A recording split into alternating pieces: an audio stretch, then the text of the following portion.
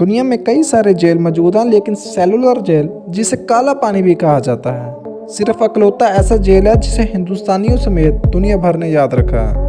لیکن اس جیل کی دیواروں پیچھے ایسا کیا ہوا کرتا تھا جس کے بارے میں سن کر لوگ دہشت سے ہی کانپ اٹھتے ہیں۔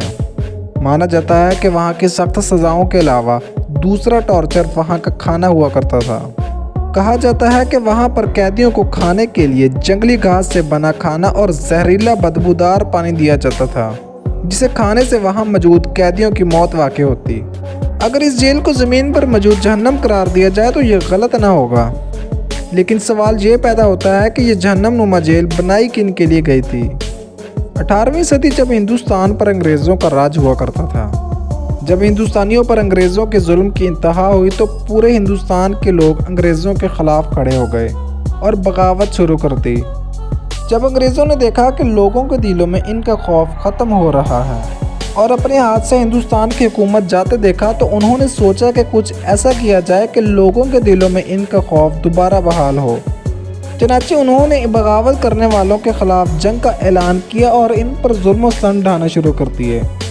ہندو مسلم لوگ جن کی آنکھوں میں آزادی کے خواب تھے، وہ کہاں جھکنے والے تھے؟ لہٰذا انہوں نے بغاوت اور تیز کر دی اور انگریزوں کے خلاف کھڑے ہو گئے۔ انگریزوں کا یہ پلان بھی فیل ہوتا دکھائی دینے لگا۔ اس ساری صورتحال کے پیش نظر انہوں نے سوچا کہ اگر ان لوگوں کے لیڈروں کو ہی مار دیا جائے یا کہیں دور قید کر دیا جائے تو بغاوت خود بخود رک سکتی ہے۔ لہٰذا 1896 میں انہوں نے ہندوستانیوں کے لیے ایک ایسی جیل بنائی جس کے بارے میں سوچ کر ہی ان کے رونگٹے کھڑے ہو جاتے۔ یہ جیل ہندوستان سے کوسوں دور انڈمان آئی لینڈ پر بنائی گئی، جسے کالا پانی بھی کہا جاتا ہے۔ اب جو کوئی بھی انگریزوں کے خلاف کھڑا ہوتا، اسے وہیں بھیج دیا جاتا، جہاں اکٹھے 50 لوگوں کے پاؤں میں زنجیریں باندھ کر ان سے پتھر تڑواتے اور وہاں اپنے رہنے کے لیے بلڈنگز وغیرہ بنواتے۔ لیکن یہ سزا ان ہندوستانیوں پر کچھ خاص کام نہیں کر پا رہی تھی، تو انگریزوں نے انہیں ایسی سزا دینے کا منصوبہ بنایا جو ان کے دلوں میں سویا ہوا ڈر جگا سکتا تھا۔ ہر قیدی کو رہنے کے لیے 4x4 کا ایک الگ سیل دیا گیا۔ اس چھوٹے سے سیل میں ہی انہیں رہنا اور واش روم استعمال کرنا تھا۔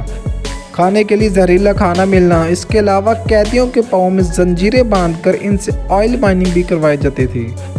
قیدیوں کو وزنی زنجیریں اور ہتھکڑیاں پہن کر بس سارا دن ناریل سے تیل نکالنا ہوتا تھا، جس کی وجہ سے کئی لوگوں کی جانیں بھی گئیں۔ اس کے ساتھ ساتھ کالا پانی جیل کی ایک اور جان لیوا سزا، جس میں خشک ناریل کے بھوسوں سے فیبرکس نکالنا تھا۔ یہ کام بڑے پولیٹیکل فریڈم فائٹر کو ہی دیا جاتا، کیونکہ انگریزوں کو انہیں جتانا تھا کہ وہ صرف ناریل پر لکڑی کے ہتھوڑے نہیں مار رہے، بلکہ اپنی آزادی کے خوابوں کو کچل رہے ہیں۔ جب ان لیڈر سے دیے ہوئے وقت پر ناریل سے فیبرکس نہیں نکالا جاتا تو انہیں پوری رات دیوار پر لٹکا دیا جاتا۔ اگر ان میں سے کوئی آہستہ کام کر رہا ہوتا تو اسے کوڑوں سے مارا کرتے۔ سارا دن جانوروں کی طرح کام کرنے پر بھی انہیں پتھروں سے بھرے چاول اور جنگلی گھاس کا پانی دیا کرتے۔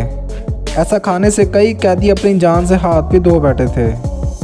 اچھا کھانا نہ ملنے پر کئی ہفتوں کی ہنگر اسٹرائک بھی کی گئی، لیکن ان پتھر دل انگریزوں کے کانوں پر جوں تک نہ رینگی۔ نتیجہ یہ ہوا کہ کئی لوگ بھوک سے ہی مر گئے اور باقی بچے لوگوں نے ہنگر اسٹرائک ختم کرنا ہی صحیح سمجھا۔ ایسا نہیں تھا کہ وہاں کسی نے بھاگنے کی کوشش نہیں کی، بلکہ 2 قیدی جیل سے بھاگنے میں کامیاب بھی ہو گئے، لیکن یہ جیل سمندر میں تھی، اس لیے وہ دونوں قیدی سمندر میں ہی ڈوب کر مر گئے۔ یہ دیکھ دوبارہ کسی نے بھاگنے کی جرات نہیں کی۔ 1945 تک ہندوستانیوں نے انگریزوں کے یہ ظلم برداشت کیے، لیکن ان کی قسمت کا پاسا جلد پلٹا۔ 1945 میں جنگ عظیم دوم ہوئی۔ جرمنز نے ان جیل پر قبضہ کر کے ہندوستانیوں کو رہا کر کے انہی انگریزوں کو یہاں بندی بنا لیا اور انہیں وہ تمام سزائیں دیں جو وہ ہندوستانیوں کو دیا کرتے تھے۔